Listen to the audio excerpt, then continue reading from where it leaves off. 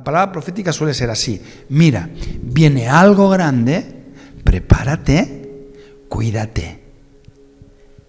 ¿Bien? Porque toda palabra profética se puede o no cumplir dependiendo de tu actitud. Entonces yo tengo que disponerme para recibirla. Bien, esto no va a ser ahora una enseñanza teológica de esto, pero te digo que si esperas grandes cosas del Señor, yo te animo a que te prepares bien, júntate con la gente que está animada. Si estás sentado al lado de alguien que está desanimado, te levantas y te vas con él. Porque te va la vida. No, pastor, eso es muy cruel. Pues que te va la vida. De eso vamos a hablar hoy, Mónica. ¿Te parece bien? ¿Te parece bien? Yo siempre pido permiso a Mónica porque si ella me dice que bien. Hoy vamos a un texto nuevo que está en Juan 11:38. ¿Dónde hablamos toda la semana? De Juan 11:38. Ahí estamos encallados, Si ni siquiera vamos a llegar hoy al 40, bueno, lo podemos leer, no hay problema. Jesús todavía estaba enojado. ¿Cómo estaba Jesús? Enojado. Pero pastor, si Jesús no se enfada nunca.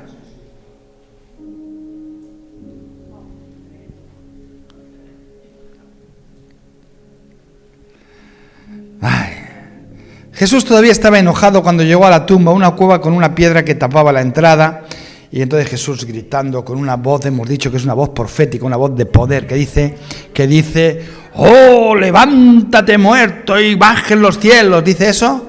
Corre la piedra, quita la tapa, aparta el obstáculo, déjate de tonterías, ¿verdad? Entonces Marta, la hermana del muerto, protestó. No es que no amara, no es que no creyera, estaba herida, estaba frustrada, se había muerto su hermano. Hay que entenderla en su justa medida, pero nosotros estamos compartiendo una palabra profética para la iglesia. ¿Amén? Entonces ella dijo, hace 4 días que murió, debe haber un olor espantoso. Y Jesús respondió, no te dije. Y me sigue quebrando esta palabra. No te dije que si crees, verás la gloria de Dios. Y es una palabra de enojo, ¿Cómo estaba Jesús? Y ahora viene y dice, no te he dicho. Porque hay maneras de decir, dice, no te he dicho, mi amor. No le dice así. No te he dicho. ¿Saben? Ojo con la turbación. Ojo, ese es el título de hoy, apunten. Ojo con la turbación. Y de eso vamos a compartir hoy. ¿Estamos preparados? ¿Estamos bien? Hoy tienes fútbol, Pau, ¿no? Te veo ahí en la esquinita y que bien, Dios te bendiga por el esfuerzo, por venir. ¡Wow! Cosas grandes. Por todos, Llegó enojado al momento del milagro. Me sorprende. Pero a veces me alivia como pastor, porque cuántas veces me he subido al púlpito enfadado. Y uno piensa, soy indigno. No, la palabra dice, enfádate, enójate. Pero no peques. Lo del sol es otra cosa, María Rosa. Que tiene que ver, vamos a ir. No le voy a llevar la contraria a la suegra, tiene que ver. Pero no se ponga el sol. Sí, eso es una manera de no pecar. Pero nos podemos enfadar y eso no es pecar. Porque el enfado es una forma de reacción, de defensa del ser humano que Dios también creó. Como el amor, como la tristeza, como la esperanza, son sentimientos. Ahora, el sentimiento no puede gobernar tu vida. Ese es el pecado, cuando el sentimiento te puede. Porque entonces viene aquella palabra que la gente que construye la casa en la arena, ¿qué quiere decir que la construye en la arena? En sus sentimientos. Y nadie puede construir una vida en un sentimiento. Se construye en una decisión. Cambiarán las circunstancias, pero ¿qué permanece? Mi decisión. ¿Sí o no? Pero no está de moda. Vaya a la Caixa y dígaselo. Dígale que el préstamo que te dieron, ahora ya siente que no tiene que pagarlo. Y te van a sacar un contrato. ¿Por qué? La vida real no funciona por sentimientos, funciona por decisión. Dígalo sin miedo, ¿por?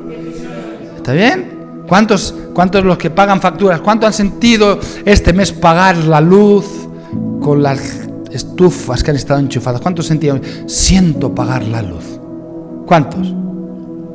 No, porque hay que pagar, lo sientas o no.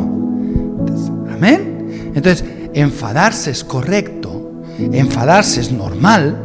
Cuando uno se siente frustrado, cuando uno se siente contrariado, uno se enfada, pero hasta ahí.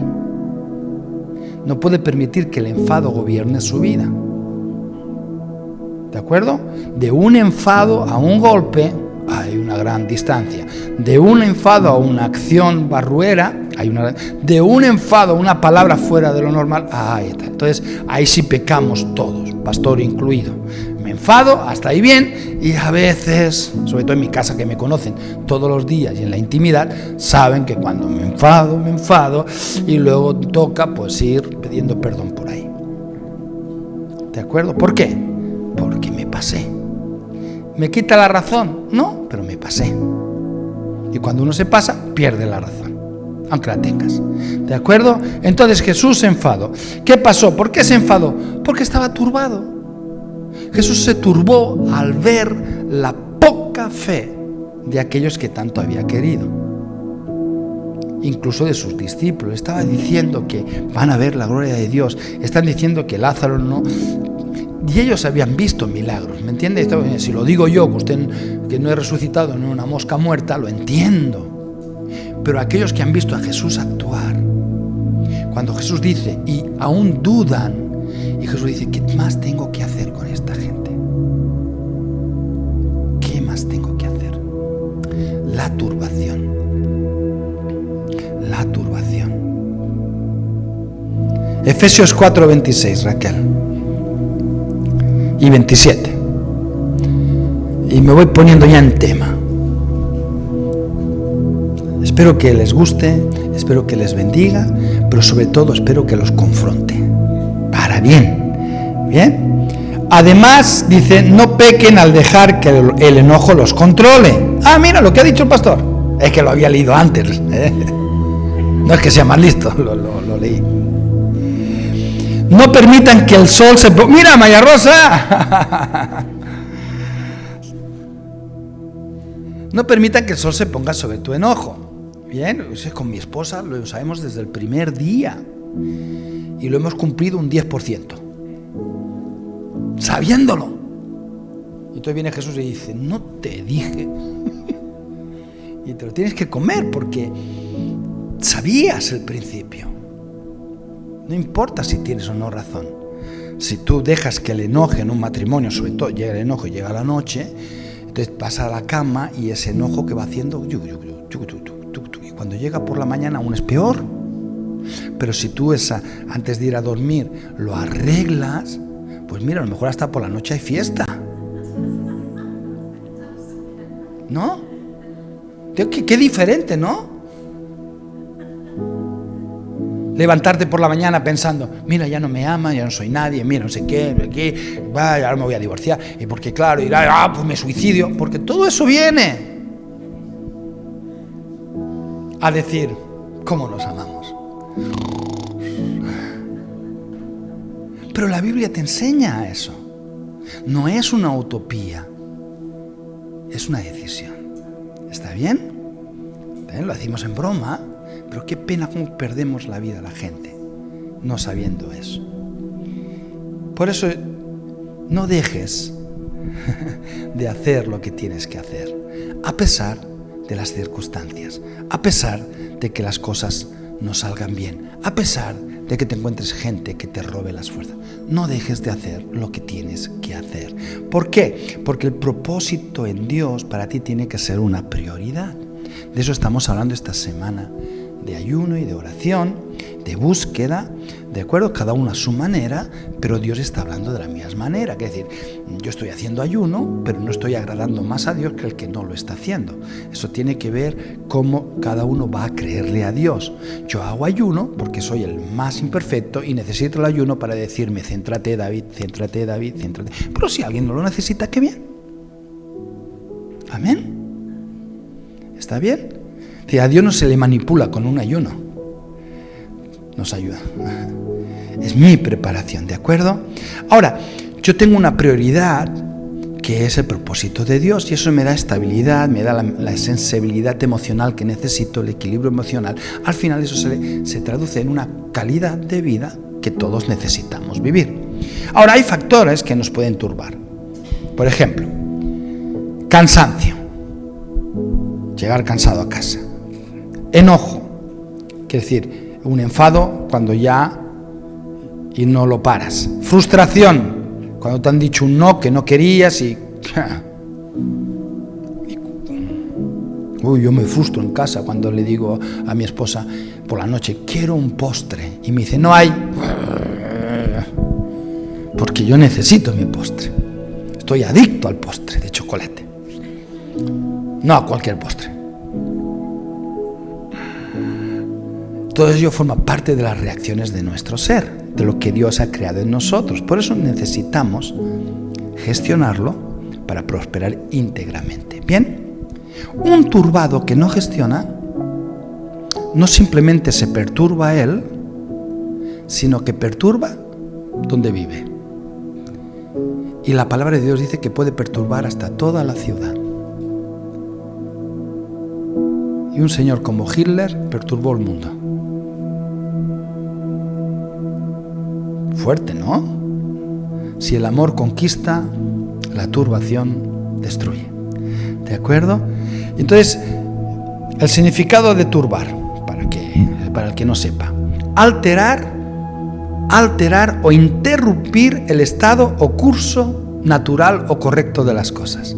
Es decir, el curso de las cosas en mi familia, en mi vida, en mis estudios, en mi noviazgo, en mi lo que sea, tiene un curso natural, un curso correcto, que yo he invertido, que yo voy haciendo, pero viene la turbación y lo interrumpe. ¿Está bien? ¿Vamos bien? ¿Hasta ahí? De acuerdo. Lo de vamos bien lo digo porque así me da tiempo a pensar. Es mi decisión de limitar el alcance de mis sentimientos. Esa es una decisión que yo tengo que tomar. ¿Qué pasa cuando decido que mis sentimientos tengan rienda suelta? Que esto es lo que hace la mayoría de la gente. La Biblia dice, eso es dar lugar al diablo. No dice, vamos campeón, qué bien, no cedes nunca, qué bien. No dice, das lugar al... ¿Y el diablo a qué viene? Matar, robar y destruir, ¿de acuerdo? Tampoco es tan complicado eso, ¿eh? Ahora, el diablo sí que está interesado en alterar tu vida, en interrumpir tu decisión de fe, en estropear tu propósito en Dios. Esa es la principal misión. No puede destruir la iglesia, no puede destruir la mayoría de cristianos, pero sí puede interrumpir su propósito natural. Y estuvimos hablando de que el cristiano, cuando no da fruto, el Señor saca la tijera de podar. ¿Está bien? O el Espíritu Santo. ¿Bien? Mi decisión. Yo no quiero ni turbar, ni me voy a dejar turbar tan fácilmente. Porque mi estado natural es crecer, prosperar, bendecir, amar, disfrutar, sentir. Y todas esas cositas que acaban también. Son bonitas de decir, ¿eh? Vamos a poner un ejemplo sobre esto, ¿les parece? Alguien que turbó a los demás. Mateo capítulo 2, versículo del 1 al 3. Mateo capítulo 2, versículo del 1 al 3. Jesús, lo tenemos, Jesús nació en Belén de Judea durante el reinado de Herodes. Por ese tiempo algunos sabios de países del oriente llegaron a Jerusalén y preguntaron: ¿dónde está el rey de los judíos que acaba de nacer? Vimos su estrella mientras salía y hemos venido a adorarlo. Cuando el rey Herodes oyó eso, Claro. ¿Cómo que viene a adorar a un rey si el rey soy yo? El tema es que el rey Herodes, siendo rey de los judíos, no se sabía la historia de los judíos. Se ve que no leía mucho la Biblia, la Torá, porque hubiera leído que hay 121 profecías sobre el Mesías. Pero él no sabía. Y cuando hay alguien que sin saber recibe, se turba. Y dice, se perturbó profundamente igual que todos en... Entonces, ¿qué hizo? Cuando él se perturbó, ¿qué hizo? Perturbar a toda Jerusalén. Y sabiendo cómo eran los judíos en aquella época, me los imagino llorando por las calles. ¿Cómo que ha nacido otro rey? ¡Ay! Se rompían. ¡Ay! Mandó llamar a los principales sacerdotes y maestros de la ley religiosa y les preguntó, ¿dónde se supone que nacerá el Mesías? Vamos, que el tipo no tenía ni idea. ¿De acuerdo? ¿Cuántos Herodes hay por aquí?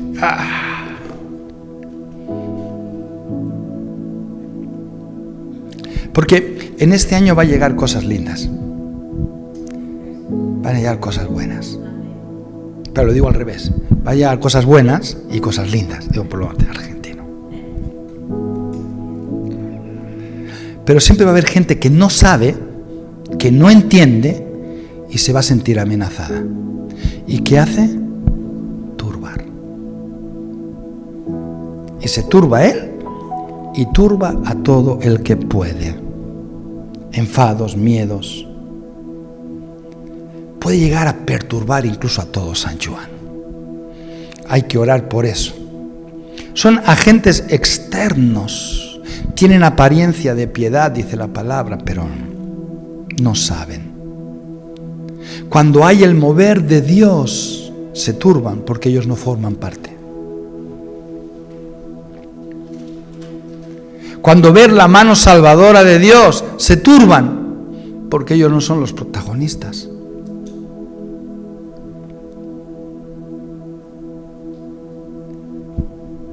Estos que se turban son como la gripe, se contagian rápido. Miedos, miserias que se inyectan en el corazón de los que le rodean. Pero en esta historia tenemos a los magos. Los magos fueron hombres que sabían proféticamente de la venida de Jesús. Ellos no eran judíos, eran de 1000 y pico kilómetros al este, al oriente de la antigua Babilonia. Las profecías que habían aprendido a través de Daniel habían quedado, se había formado una escuela y ellos, sin ser judíos, esperaban al Mesías. Y cuando llegaron las señales, los supieron reconocer. ¿Y qué hicieron? Se prepararon concienzudamente. Les voy a explicar. El viaje, si hoy lo calculamos, seguramente aquella época era más, pero son como unos entre 6 y 8 meses a pie. ¿De acuerdo? Puede que sea más porque en aquella época habían bandoleros, bla, bla, bla, habría que dar vueltas, me imagino. Pero supongamos que fueron 6 o 8 meses de ir, estar y 6 y 8 meses de volver. Entonces, si uno se va de su casa tanto tiempo, hay que dejar todo preparado, ¿no? Hay que dejar para que la familia tire adelante, para que los siervos, para que se paguen las facturas. Hay que prepararse, hay que preparar el viaje, qué vamos a comer, qué camellos vamos a tener, dónde vamos a dormir, ¿verdad? Hay que mirar. En aquella época no tenían YouTube, no podían ir mirando a ver qué hostales y con qué opiniones, qué regalos iban a llevar, porque nos iban a presentar con las manos vacías. Fueron gente que se prepararon. La preparación es la vacuna contra la turbación. Cuanto más preparado estás, más difícil será que te turben, o más difícil será que te turbes. ¿De acuerdo? Si tú sabes que en tu casa hay mal rollo, tú vas a llegar a casa y ya vas preparado y te empiezas a preparar. ¡Pam! Y cuando llegas a casa puedes llegar a ser de bendición. Pero cuando no te quieres preparar y cuando llegues y abres la puerta, explota todo, ¿sí o no? Solo me pasó a mí, ¿verdad? Prepárate, si ya sabías. Fueron gente que se prepararon, no era un viaje improvisado, era un viaje planificado. Este 2026 no tiene que ser un viaje improvisado. Ya sé que hemos hecho muchos. Nos toca hacer un viaje preparado. ¿Por qué? Porque no quiero ser turbado. Cuando llegaron a palacio, se encuentran al rey de turno, al rey Herodes, que no lo entiende, que no sé qué, que se turba, y claro, y ellos también se turbaron. En primer término, ¿qué ocurre? Pero como eran gente que venían preparada, como eran gente que tenían un propósito que cumplir, enseguida se dieron cuenta que ni ese era su lugar, ni esa era la gente que ellos querían relacionarse, y enseguida hicieron irse, continuar su viaje. ¿De acuerdo? Cuando uno va preparado, enseguida se da cuenta que su propósito nunca termina allí, por difíciles que sean las cosas. Continúo. ¿Está bien? A veces como pastor me toca convencer a la gente de que no terminó allí su fe, que continúen, que sigan adelante, porque cualquier fracasito, cualquier no, cualquier tontería, cualquier cosa, ya abandonan, como si fueran grandes mártires. Y no, si no en la vida hay muchos. Pero lo que uno tiene que hacer, cuando uno tiene muy claro dónde va, y aquí no es, hasta luego, que Dios les bendiga, yo continúo, porque sé lo que quiero, sé dónde voy, para eso me he preparado, y no me conformo con menos. Amén, gracias. ¿Quién ha dicho amén? Amén, gracias. Bien, seguimos. Por eso que la turbación de Herodes no fue suficiente para impedir que estos magos continuaran. ¿Vale? Vamos a otro ejemplo. Y ya voy terminando, tengo que terminar. Vamos a los tiempos de Esdras. Comienzan a reconstruir el templo destruido, las murallas, lo que Nabucodonosor hizo 100 años antes, 70 años antes. Y cuando se enteran los gobernantes, los alcaldes, los reyecitos de alrededor, se turbaron. ¿Cómo que vuelven? Querían impedir que se reconstruyera Jerusalén, y entonces empezaron a amenazarlos. Y esta fue la palabra que el Señor me dio para esta noche. Esdras 5:5. Amén. ¿Está todo bien? Trini, ¿todavía no te has enfadado? Vamos. Pero como Dios cuidaba de su pueblo, di conmigo, pero como Dios cuidaba de su... No va a ir. Pero como Dios cuidaba a su pueblo, ¿qué enemigo va a detener a un pueblo del cual el Dios Todopoderoso ha decidido cuidarlo? Pero como Dios cuidaba a su pueblo, no pudieron impedir que los líderes judíos siguieran construyendo hasta que se enviara un informe a Darío, y ahí continúa la historia. Pero lo que Dios nos da para hoy: sé que cuidas de mí. 2026 va a ser un año largo, como todos, 300 y muchos días, con sus alegrías y sus tristezas, con más aventuras y menos, pero hay un propósito. ¿Cuál es tu propósito? Aquí han puesto unos cuantos la gente, ¿no? ¿Has puesto un deseíto o has puesto un propósito? ¿O has comprado un billete de lotería? Yo lo tiro para que Dios lo cumpla. ¿O yo he puesto un propósito para que Dios me empuje a cumplir?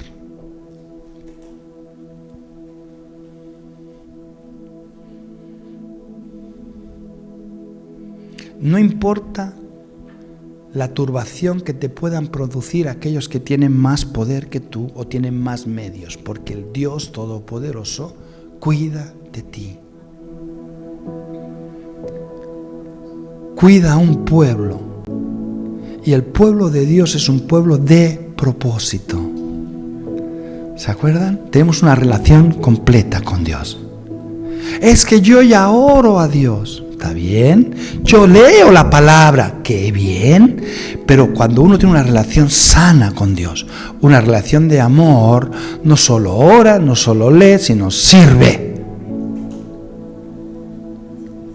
¿Sí o no?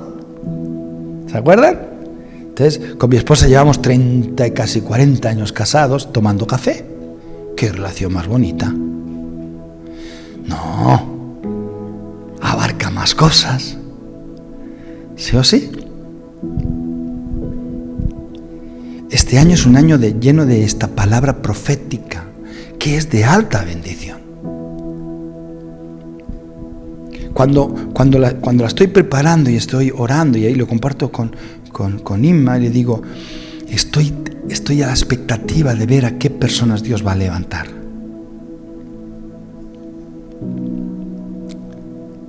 Porque el Señor tiene que levantar a más personas. Es un año que podemos experimentar lo que hemos anhelado durante tanto tiempo, que por circunstancias quedó siempre fuera de nuestro alcance, porque nos dejamos turbar, porque nos asustamos o porque no era nuestro tiempo. Queríamos ver un milagro de salvación en San Juan sobrenatural, que se fuera más allá de lo que nuestras fuerzas, de lo que entendemos o de lo que podemos, no tengan nada que ver con nosotros. Queremos provocar la presencia de Dios en este lugar de tal manera que podamos llevar el pueblo milagro a San Juan. ¿Se acuerdan de esto? Y al igual que los magos, ya hace casi 20 años, salimos de nuestra casa, nos preparamos, hemos ido subiendo gente a los camellos por el camino, a Pablo, a Mónica, a Trini, a Lindy. El último que se nos subió fue Javier. Está en el último camello. ¿Es el del último camello? Ese es Javier. Tenemos un propósito. Y va a pasar tiempo, nos vamos a acercar y van a haber motivos de turbación. Gente que se turba. Gente que va a entrar por esa puerta con ideas raras, basadas en sus heridas, experiencias, desastres. Está turbado y quiere turbar. Pero a nosotros no nos llamó Dios a juzgar a nadie. ¿Me entiende? Hemos sido llamados ¿a qué? A amar y servir. Por tanto, qué bien, que Dios te bendiga, pero yo tengo que seguir. Y vuelve a surgir la estrella, Parecía que no estaba, y vuelve a surgir la estrella. Y los magos salieron de palacio y fueron hacia Belén, porque la estrella los guiaba a Belén. No permitas que tus enfados, sentimientos te desanimen, te estropeen tu aventura en Jesús. La palabra nos está preparando y nos está advirtiendo en este camino angosto que estamos comenzando. Y ya en esta semana, pues ya algunos de ustedes me han hecho llegar de alguna manera ya algún que otro obstáculo, dificultad, pero es normal.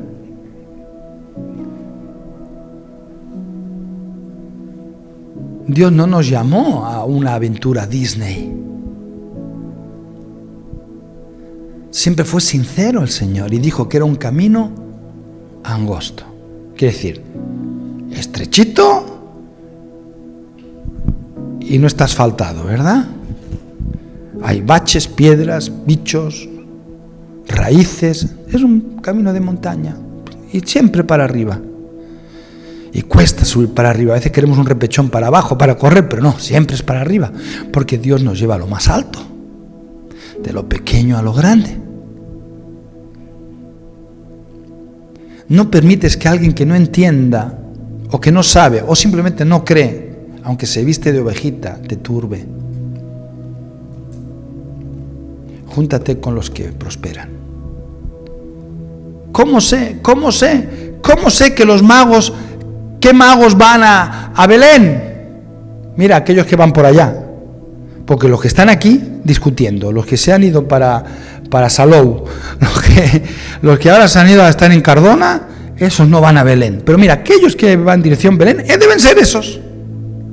aquellos que sirven, se gastan, se callan, siguen, día, semana, mes, año, difícilmente te vas a turbar con ellos. Te vas a cansar, vas a llorar con ellos, vas a reír con ellos.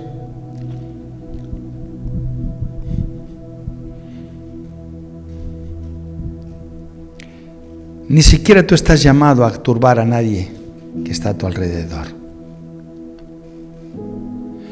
Por eso yo termino aquí. Si me gustaría, ¿os podéis poner en pie? ¿Están? Estáis muy cansados después de todo un día de trabajo. Si en esta palabra te generó alguna duda, yo estoy para contestar preguntas también, ¿no? Si crees que eres una persona que te turbas con facilidad y por tanto que cuando te turbas abandonas, a ti te digo,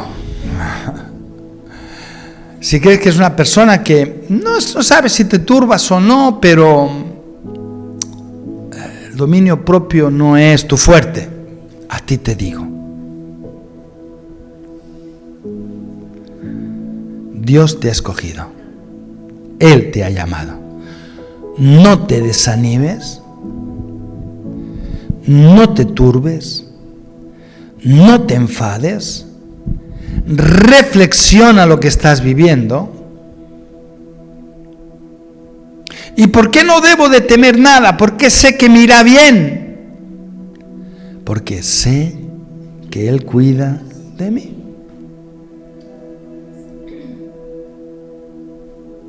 Pero ¿cómo me cuida de mí si estoy pasando problemas? Es que Él te cuida en los problemas.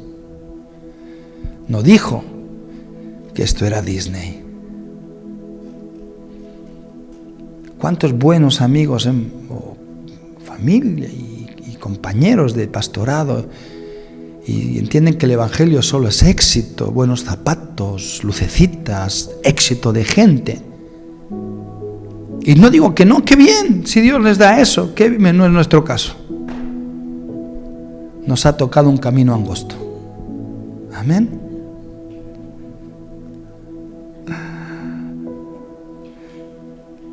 Y voy a terminar aquí. Que no te pase como le pasó a los discípulos del camino de Emaús, que anduvieron todo el camino de desánimo. Ellos huían porque Jesús había muerto. Lo anduvieron andando al lado de Jesús. Jesús les iba animando, les estaba dando visión y no se daban cuenta. Que no te pase eso. Lucas capítulo 34, y ahí termino. Quedan 5 minutos, voy bien. Lucas 34, versículo 31 y 32, Raquel. Vamos para allá. De pronto, está hablando de los de Emaús, ¿no? Marcos. A ver si búscalo. Como lo he apuntado todo rápido. De pronto se les abrieron los ojos. ¿Esos son los discípulos de Emaús?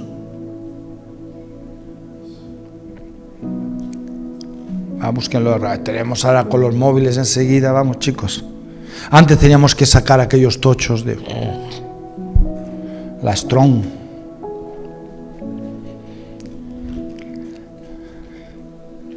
¿Lo tenemos?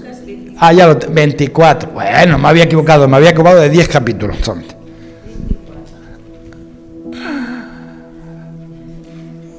De pronto se les abrieron los ojos y lo reconocieron. Y en ese instante Jesús desapareció. Entonces se dijeron el uno al otro: ¿no ardía nuestro corazón cuando nos hablaba en el camino y nos explicaba las Escrituras? Que no te pase como a esta gente. No pudieron disfrutar de Jesús porque no lo reconocieron. Aunque su corazón ardía, aunque entendían que esa palabra era buena, aunque los removía, pero estaban tan turbados porque su Jesús había muerto en una cruz que sus ojos estaban velados. Y justo cuando se dan cuenta, Jesús se va. Es la historia de mi vida, ¿verdad? pero también se fa la turbación. Yo sé que Jesús está a mi lado. Yo sé que Jesús está a mi lado. Amén. No puedo permitir que una confusión, un enfado, una estupidez, no puede condicionar mi vida de tal manera que no me dé cuenta que Jesús está a mi lado. Lo reconozco, lo vivo. La palabra que recibo me habla de Él. Lo que vivo, lo bueno y lo no tan bueno, todo lo que me alcanza cada día, me habla de Él. Cuando abrimos la iglesia, cuando damos de comer, cuando abrazamos a alguien, cuando en el trabajo te viene alguien, tú reconoces al Señor en todo y lo disfrutas más. Hoy estamos en el trabajo y un camionero, yo no lo conozco, y lo había visto una vez, pero nada, y nunca tuve oportunidad. Y cuando me tocó cargarle el camión y cuando lo estoy despidiendo, le digo, uy, te veo, sí, es que me estoy separando. Parece que tengo mala suerte, me parece que las brujas, todo está en contra. Y le digo, qué bueno. Y se queda. ¿Crees en las brujas? ¡Qué bien! Porque si crees en las brujas, sabes que hay Dios. Enciérrate en tu cabina. Pídele perdón al Dios, tú solito allí, y dile que te hable, dile que te ame, y tu vida va a cambiar. En un día tan tonto de trabajo y Jesús estaba a mi lado. Pero si hubiera estado cabezoneado en mi trabajo, en el cansancio, que me dolían, tenía frío. Porque la pastora Ima es mi encargada y me envía al lugar más frío de la fábrica siempre. Pero era allí donde había una oportunidad de bendecir a alguien. Amén. Amén. Cierra tus ojos. Cierra tus ojos. No sé si estás viviendo turbado. Puede ser. Puede ser que hayas dejado de andar para tu propósito. Puede ser. Yo no soy nadie para juzgar, es tu decisión. Solo te puedo decir que te pierdes grandes cosas. 2026 no es darle una oportunidad a Dios, no. No es darle una oportunidad a Jesús, no. Es darle una oportunidad a tu vida. Dile todos los días, yo sé que tú cuidas de mí. Yo sé que tú cuidas de mí. Y no va muy bien, pero yo sé que tú cuidas de mí. Y parece que el camino no se abre, pero yo sé que tú cuidas de mí.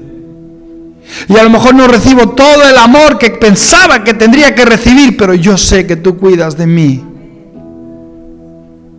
Y luego me doy cuenta que a lo mejor soy yo el que no doy la talla, pero igualmente yo sé que tú cuidas de mí. Y van pasando los días y sigues avanzando. Hasta que un día llegas a tu Belén y ahí está Jesús, un bebé, y le das lo de más valor de tu vida, porque ibas preparado, claro. No venden ni oro, ni incienso, ni mirra en Jerusalén, lo tuvieron que traer de sus casas. Fueron preparados. Esta es nuestra vida, Señor, ayúdanos a prepararnos. Danos convicción, danos discernimiento para que nuestra vida no se apague por el plan estúpido de un turbador, sin conocimiento, sin sentido, sino que mi vida tiene mucho más valor. No los podemos impedir, pero sí podemos vencerlos. Yo sé que tú cuidas de mí. Yo sé que tú cuidas de mí, Señor Jesús.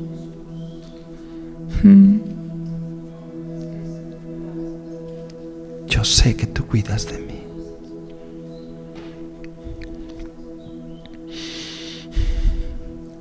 Mónica, ¿quieres seguir orando?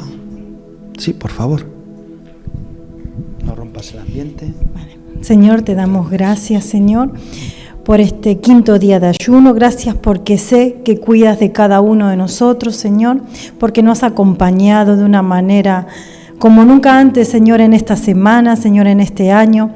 También sabemos, Señor, que por más Herodes que hayan, Señor, también sé con certeza que vamos a cumplir nuestro propósito. Lo sé. ¿Por qué lo sé, Señor? Porque tú cumples tus profecías, Señor. Y porque has cuidado a Jesús, Señor. Y no permitiste, Señor, que ningún Herodes lo turbe, ni que ningún Herodes, Señor, pues, ¿quién contra ti, Señor? Si tú estás con nosotros, ¿quién contra ti, Padre? Por eso, Señor, gracias, porque es un año, Señor, de mayor intimidad contigo. Es un año para caminar en fe. Es un año para mantenernos más que nunca enfocados en ti. Es un año de cumplir propósitos, Señor. Gracias, gracias, gracias, Señor. Por eso queremos rendirte la iglesia, papá, para que tu iglesia pueda disfrutar como nunca antes, Señor, de tu compañía.